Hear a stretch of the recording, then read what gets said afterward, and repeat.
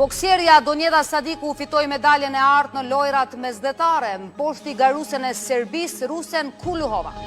Këshilli i gjyqësor i Kosovës refuzon kthimin e gjyqtarëve serb që dhanë dorëheqje në vitin 2022. Ende pa emër konsensual për kreun e shtetit në pritje të takimit të radhës Kurti Abdigjiku. Kosova në pritje të verdiktit të Hagës, Serbia ashpërson narrativën kundër ushtrisë çlirimtare të Kosovës.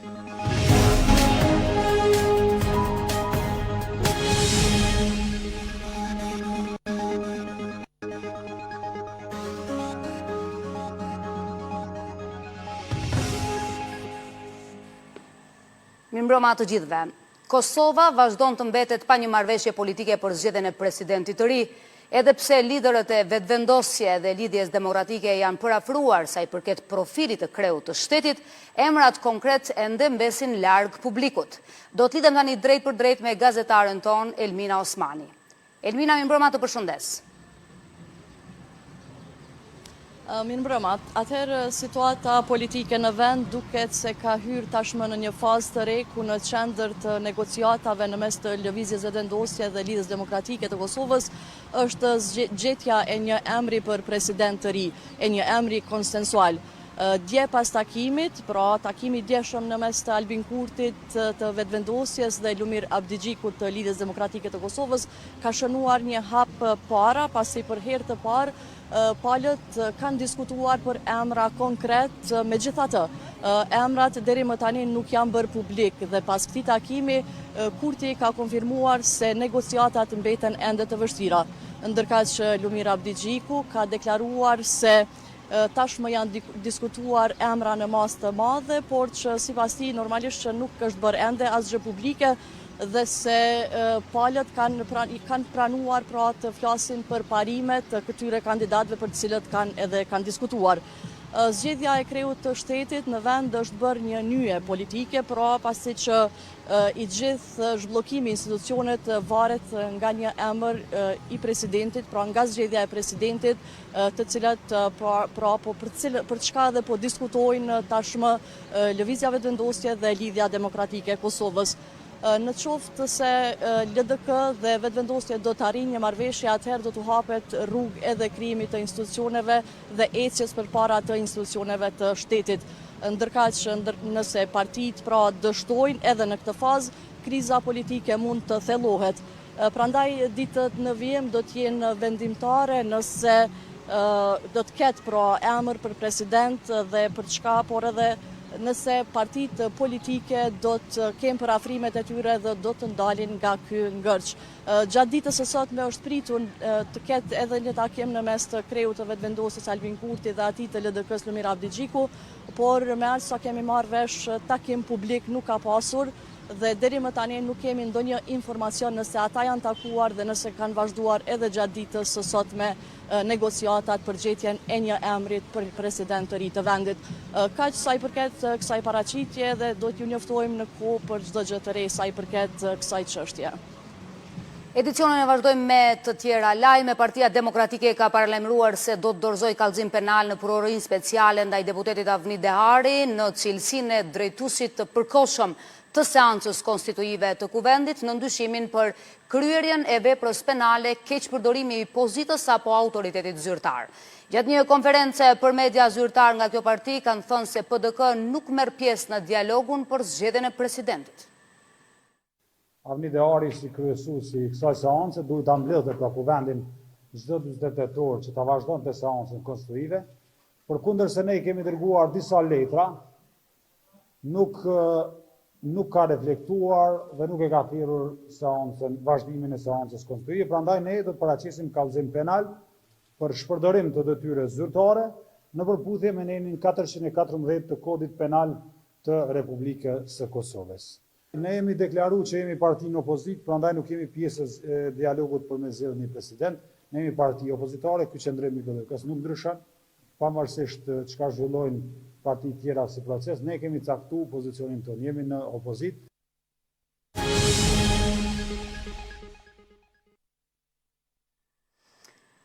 Këshilli i gjyqësor i Kosovës ka refuzuar kërkesat për tërheqjen e dorëheqjeve dhe rikthimin në sistemin gjyqësor të gjyqtarëve dhe stafit administrativ serb nga veriu i Kosovës. Vendimi është marrë me 9 vota për, 1 kundër dhe 1 abstenim. Pas këtij vendimi, emrat e gjyqtarëve serb që kishin dhënë dorëheqje do t'i përcillen ushtruese së detyrës së presidentes Albulena Axhiu për procedurën e lirimit nga detyra. Ushtrusja e detyrës së presidentes Albulena Axhiu ka përshëndetur propozimin e Këshillit Gjyqësor të Kosovës duke theksuar se në përputhje me përgjegjësitë kushtetuese dhe ligjore, pas pranimit të propozimeve nga KGK-ja, do të ndërmarrë veprimet për lirimin e tyre nga detyra. Gjyqtarët dhe stafi administrativ serb në veri të Kosovës kishin dhënë dorëheqje në fund vitit 2022 në kuadër të largimit të përfaqësuesve serb nga institucionet e Kosovës.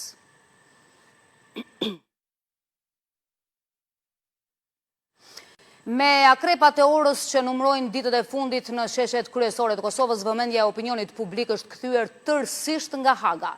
Më 16 shtator, Hashim Thaçi, Kadri Veseli, Jakub Krasniqi dhe Recep Selimi do të dëgjojnë verdiktin që do të vullos jo vetëm fatin e tyre, por edhe narrativën e luftës çlirimtare para drejtësisë ndërkombëtare. Në Kosovë pritja është kthyer në ankth e shpresë për një vendim historik lirimi. Pas gati 6 vitesh përballje në Hag, procesi më i madh dhe më i rëndësishëm gjyqësor ndaj shkrerëve të ushtrisë çlirimtare të Kosovës po shkon drejt përmbylljes finale. Kjo orë në Prishtinë vazhdon të numroj, por tani numrimi ka një tjetër peshë. Çdo minutë që kalon na ofron me 16 shtatorin ditën kur në dhomat e specializuara në Hag pritet të merret vendimi ndaj shkrerëve të ushtrisë çlirimtare të Kosovës. Hashim Thaçi, Kadri Veseli, Jakub Krasniqi dhe Recep Selimi, të cilët ndodhen në paraburgim nga nëntori i vitit 2020. Kur na ndajnë vetëm edhe pak ditë nga dita kur do të shpallet taktgjykimi, besimi mbetet i palëkundur në pafajësinë e tyre dhe në bindjen se lufta për çlirimin e Kosovës ka qenë e drejtë.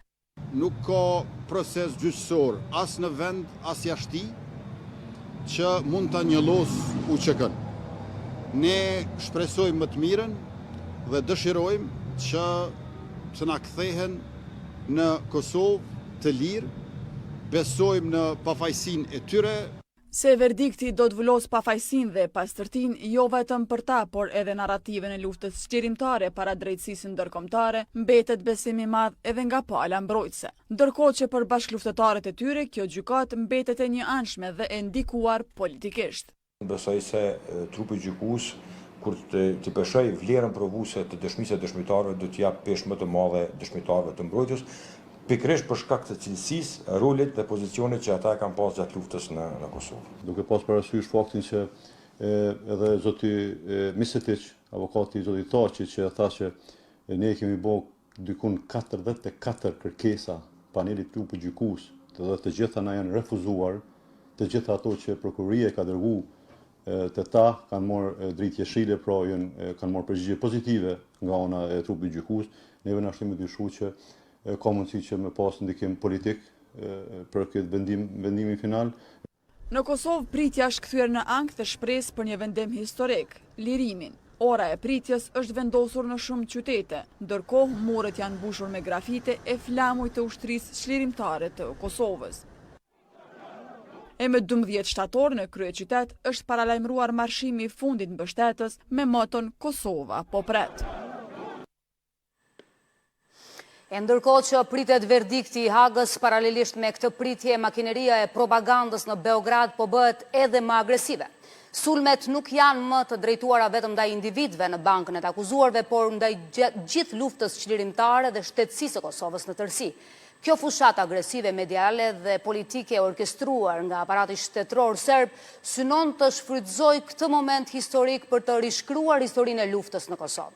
Përmes mediave të kontrolluara, Beogradi po riciklon të njëjtat narrativa të vjetra, duke u munduar ta paraqesë njërin nga luftrat më të pastra çlirimtare si një ndërmarrje kriminale. Ky tension i shtuar tregon qartë se 16 shtatori nuk është thjesht dita e një verdikti individual, por një betejë e madhe diplomatike për mbrojtjen e vet fundamentit mbi të cilin u ndërtua shteti i Kosovës. Ora drejt verdiktit të Hagës po numëron mrapsht, por paralelisht me këtë pritje, makineria propagandës në Beograd po ecën drejt ashpërsimit. Fushata agresive mediale dhe politike po kulmon duke ricikluar të njëjtat narrativa hegemoniste të vjetra, me synim që luftën çlirimtare të Kosovës ta paraqet si një ndërmarrje kriminale. Në këtë klim propagandistike, televizioni shtetëror i Serbisë RTS po i kushton hapësirë pothuajse të përditshme narrativës që lidhet me serbët kosovar.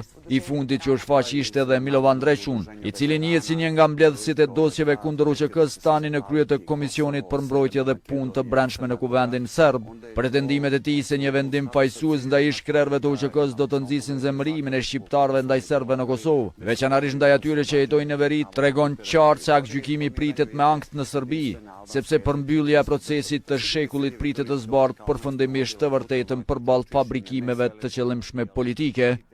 Serbia ka angazhuar të gjitha mediat e saj, po ashtu edhe në arenën ndërkombëtare me media të ndryshme bashkëpunues dhe influencerë të ndryshëm, që të shpërndajnë sa më shumë propagandë kundrejt ushtrisë çlirimtare të Kosovës dhe krerëve të saj, të cilët gjenden për momentin në Hagë, në paraburgim dhe në këtë formë të krijojë narratimin dhe bindjen publike se çdo vendim i cili merret për lirimin e tyre është vendim kundër të drejtave të njerëzit, pro-terroristë dhe kundër serbistë. Kjo strategji e friksimit dhe alarmimit të opinionit publik mbetet vetëm vazhdimsi e përpjekjeve të Serbisë për të ndërtuar një narrativ të rreme të destabilizimit, duke shfrytzuar serbët kosovar që të paraqiten si të rrezikuar. Kanë qenë pozita shumë të larta shtetërore, kur janë garantuar të gjitha të drejtat për serbët dhe nuk ka pas asnjë telashe, asnjë serb sa i përket pushtetit dhe shtetit ton të drejtë dhe demokratik dhe prandaj kjo është propagandë e shëmtuar, propagandë e keqe, ndërsa në variantin tjetër, po të dënohen krerët e ushtrisë çlirimtare të Kosovës, ajo veç ka fillu aktivitetet e saj që të vë në kontekst edhe shtetësinë tonë, edhe luftën e drejtë tonë. Dhe ndërsa ora drejt 16 shtatorit vazhdon të numërojnë mbrapsht, në Beograd duket se propaganda po e rrit ritmin, duke kthyer edhe një herë luftën e Kosovës dhe procesin ndaj shkrerëve të UÇK-s në instrument të betejës politike dhe propagandistike të Serbisë.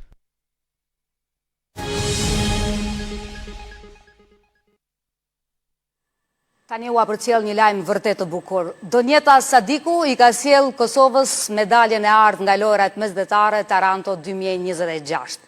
Bokseria kosovare u shpall kampione në kategorinë deri në 60 kg pas triumfit në finale ndaj Kristina Kulovës, ruses që përfaqëson Serbinë.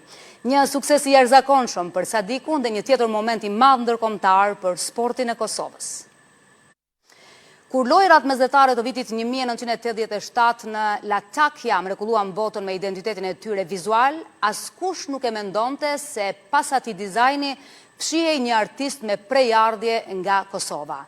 Edulkader Arnaut shndroi alfabetin e lashtë ugaritik në një gjuhë moderne grafike për sportin e mesdheut. Pas 4 dekadave, kur Kosova po bëhet gati të mirëpres lojrat Prishtina 2030, historia po bën një rreth të plotë. Ky rikthim ngre një pyetje të madhe. A mundet që dizajnerët tanë të ndjekin gjurmët e Arnautit dhe të frymëzohen patjetër nga trashëgimia e lashtë dardane? Detajet e kësaj historie thjesht të jashtëzakonshme i përcjell tani gazetarja Arbana Haradinaj. Në vitin 1987, lojrat mesdhetare në Latakia të Sirisë mbanin mbullën vizuale të një artisti me prejardhje nga Kosova. Abdulkader Arnauti dizajnoi simbole duke bërë bashk historinë dhe sportin përmes alfabetit të lashtë ugaritik. Për te garave dhe ceremonive nga shtatori i vitit 1987, lojrat mesdhetare lan pas edhe një histori të veçantë në artin grafik. Ishin një seri figurash të stilizuara, të dizajnuara nga artisti Arnaut, që krijuan identitetin vizual të këtyre lojrave. Por për të kuptuar më mirë artistin pas këtyre figurave, duhet të kthehemi në kohë. Në vitin 1977, një ekip i televizionit të Prishtinës e takoi Abdulkader Arnautin në Damask, ku në një intervistë ai ka folë me krenari për studimet, jetën dhe lidhjen e pashkëpuqme që ruante me gjuhën shqipe. I formuar në Damask, nuk harroi asnjëherë rënjet në Kosovë. Për të vërtet kom pas nevojë me fol shqip. Veç flas shqip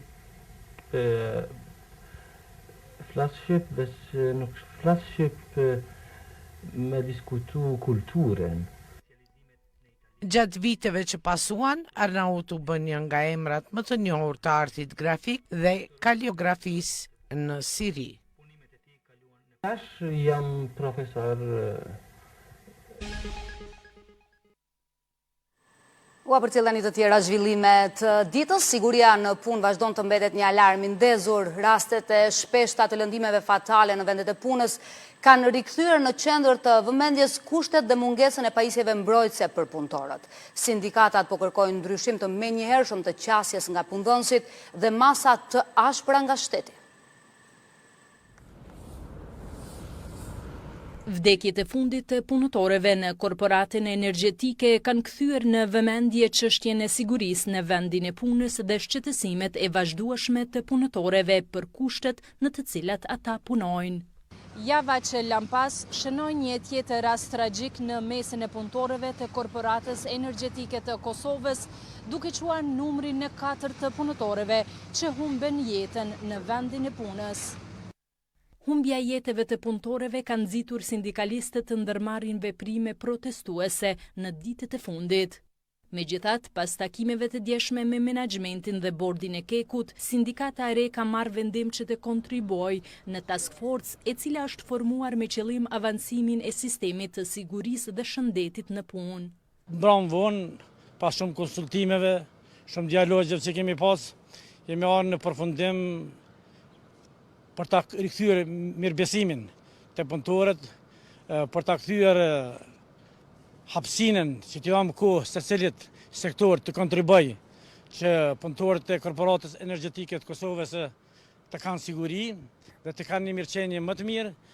Kemi marrë premtime nga bordi, nga menaxhmenti që do të angazhohem gjithë pa dallim, menaxhment, sindikat, punëtor, në frymen e bashkëpunimit që të zgjidhen të gjitha problemet në mënyrë që këto raste të mos përsëriten. Vdekjet në vendin e punës përbëjnë një shqetësim serioz edhe për bashkimin e sindikatave të pavarura të Kosovës, ku është kërkuar rritja standardeve për sigurinë dhe shëndetin e punë, si në KEK, ashtu edhe në institucione dhe sektor të tjerë. Sinqerisht, po ju them se këto raste duhet të ndalohen. Tash Keku ka kriju edhe task forcen për rrezikshmëri, ne si BSPK-s bashku me sindikatën tonë që kemi elektroekonominë e Kosovës, do të dërgojmë ekspert qoftë nga BSPK-ja, apo qoftë edhe nga Këshilli Ekonomik Social Evropian. Edhe nga sindikata e sektorit privat vazhdimisht është kërkuar ndërmarrja masave parandaluese, si dhe rritja numrit të inspektimeve në vendet e punës. Ndërkohë, klima e pasigurisë për gratë në Kosovë ka arritur në një pikë kritike këtë javë, pas 2 vrasjeve të një pasnjëshme ku të dyshuar kryesor janë bashkëshortët. Cikli i dhunës me përfundim fatal në Malishev dhe Prizren ka rikthyer thirrjet urgjente për llogaridhënie nga institucionet e drejtësisë. Si reagim ndaj dështimit të zinxhirit mbrojtës, nesër në mesditë do të organizohet një protest për kërkuar që këto raste të mos trajtohen më si incidente të izoluara. 2 tragjedi brenda një jave kanë kthyer në qendër të vëmendjes dështimin institucional për të mbrojtur jetën e grave. Në shenjë revolte ndaj këtij realiteti, organizatat për të drejtat e grave dhe shoqëria civile kanë thirrur qytetarët në shesh për të protestuar. Nuk ka më afat në të cilin kishim mujt me bu kompromise, për shkak se gratë çdo ditë po vriten, edhe numri i tyre veç po rritet. Protesta për neve përveç që është thirrje për reagim institucional, po ashtu shumë e rëndësishme që shteti me na marrë më seriozisht. Pas vrasjes në Malishev, Ministrja në Detyre e Drejtësisë Donika Gërvalla mblodhi në një tryezë policin, prokurorin, gjykatën dhe qendrën për punë sociale. Qëllimi ishte shqyrtimi i funksionimit të mekanizmave institucional dhe masave për parandalimin e rasteve të tilla. Gërvalla tha se asnjë hallkë e sistemit nuk duhet të dështojë. 11 gra të vrara në 4 vitet e fundit, 3 prej tyre vetëm këtë vit. Këto shifra tregojnë se pavarësisht ndryshimeve ligjore dhe mekanizmave mbrojtës, dhuna ndaj grave vazhdon të mbetet një prej sfidave kryesore të institucioneve të vendit. Nga viti 2010 e këndej në Kosovë janë vrarë 62 gra. Për organizatat e grave, këto nuk janë rastet e izoluara, por tregues të një problemi sistematik. Ne ende nuk mund të dim qartë se cilat mekanizma kanë dështuar në ofrimin e mbrojtjes në këto dy raste specifike. Mirë po, neve kjo na ngre një alarm shqetësues dhe një pyetje serioze se apo arrin shteti të mbroj gratë dhe vajzat në Kosovë vetëm me ekzistimin e mekanizmave në aspektin formal. Vetëm gjatë periudhës nga viti 2025 deri në maj të këtij viti, rjeti i grave të Kosovës ka monitoruar 155 raste të dhunës me bazë gjinore, përfshi raste të femicidit. Sipas këtij monitorimi, rastet kanë nxjerrë në pas sfida në funksionimin e sistemit të drejtësisë dhe në mënyrën se si institucionet i trajtojnë rastet e dhunës. 4 vjet më parë, vrasja e Hamide Magashit, një gruaje shtatzën që u vra në ÇKUK, tronditi Kosovën. Ajo kishte urdhër mbrojtës aktiv. Pas rastit u ndryshuan ligje dhe u investuan rreth 600.000 euro në sistemin elektronik të mbikëqyrjes së personave ndaj të cilëve vendosen masa të tilla. Megjithatë, vrasja e grave po vazhdon. Ndrojmë tani temë, kryeqyteti dhe komunat përreth vazhdojnë të përballen me probleme sa i përket menaxhimit të mbeturinave. Për përmirësimin e situatës, kryetarët e komunave, ku operon kompania pastrimi, kanë diskutuar për sfidat dhe janë pajtuar që përgjegjësia për pastrimin të rikthehet te komunat. Ndjekim hollësit. Kjo është gjendja me mbeturina, grumbujt e të cilave po shihen në pjesë të ndryshme të kryeqytetit dhe jo vetëm. Në këto temperaturat e larta, ndërhyrja menjëhershme për pastrimin e tyre po bëhet më e nevojshme. Për besi krejt Prishtinalit, mos vet. E jernat po të mysin, edhe gjithë është e mbushën, bile këtu ka vend me zgjatë me thua dhe kontenjera që mos më bëhë, po që me bëhë tash spedis. Shumë e rronë gjithmonë, e sidomos sezonën e verës, që është katastrofike, me pagu në rregull, jenë të rregull çdo herë, po pse është kështu, që është dihet kush përgjegjësia kujt është e komunës. Situata aktuale me pastrimin dhe menaxhimin e mbeturinave bëri bashk kryetaret e disa komunave ku pajtuan që përgjegjësia për pastrimin të rikthehet të komunat. Se cila komunë të ketë ekipën e vetë, të jetë përgjegjëse 100% për ekipën e vetë edhe për pastrimin e zonave të veta, pra të komunave përkatëse. Ne jemi në themelim, ne jemi në gjendje shumë të rëndë në komunat tona me mbeturinat, rreziku i shëndeti i qytetarëve është i rrezikuar. Me vullnetin e këtyre komunat që janë pjesë përbërëse e kësaj kompanie duhet shkëputën në mënyrë që të kthehet përgjegjësia dhe llogaridhënia direkte te kryetarët e komunave përkatësisht tek komunat. Kompania pastrimi që operon në kryeqytet dhe 4 komuna të tjera ka pranuar se ka vështirësi në menaxhimin rajonal. Fatkeqësisht në kuptim operativ kemi qalu, sepse kemi gjetë këtë cikël edhe nuk kemi arrit me dal një hap më lart ose dy, që me arrit me kriju një shërbim cilësor. Fatkeqësisht ndërmarrja nuk menaxhohet në baza lokale, e kemi regionale. Megjithatë, përveç përgjegjësisë së institucioneve, vazhdimisht është kërkuar edhe vetëdijsim i qytetarëve dhe një qasje më përgjegjshme në raport me hedhjen dhe menaxhimin e mbeturinave.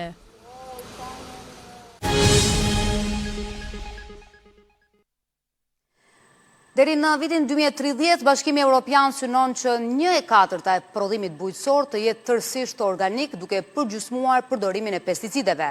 Për të bërë pjesë e këtij tregu, Kosova po përballet me caqe strikte, por modelet e suksesit tashmë ekzistojnë në terren. Një i tillë është plantacioni aronis i ngritur nga mërgjimtari Esad Berisha, i cili para 10 vitesh guxoi të investonte në bujqësinë e gjelbër. Se sa jemi afër këtyre standardeve dhe si po ndikon ky sektor në punësimin lokal, na sjell detajet kronika vijuse. Një dekadë më parë, kur ideja e investimeve nga diaspora lidhej kryesisht me ndërtimtarin apo gastronomin, Esad Berisha vendosi të ndiqte një rrugë tjetër. Ky mërgjimtar nga Kosova u kthye në vendlindje për të mbjellë të ardhmen në një tokë të re, duke sjellë një kulturë bujqësore pothuajse të panjohur për kohën, aronin organike.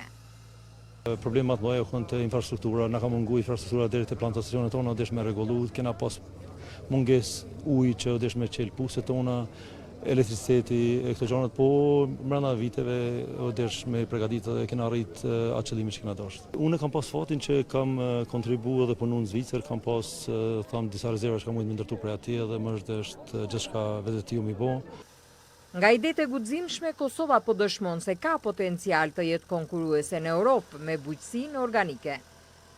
Deri në 2030 ata kanë si sakt që 25% të prodhimtarisë prodhohet me standardin organik. Mirë po, përveç bujqësisë organike, ata edhe sa i përket pesticideve edhe plerave, ata kanë caqe të caktuara që 50%. Në 2030 zvogëlohet me 50% përdorimi i pesticideve. Certifikimi i standardit organik, përpunimi, ngritja e vlerës së produktit, kjo që i mungon Kosovës. Për arsye se ne kultivojmë mjedër, e kultivojmë boronis, të tjerët kanë ngrisin vlera, ndërsa aronika kanë ngrit këtu në Kosovë. Po stregu të brendshëm, aronia e prodhuar në tokat e Kosovës ka arritur të deportojë edhe në shumë vende të Bashkimit Evropian.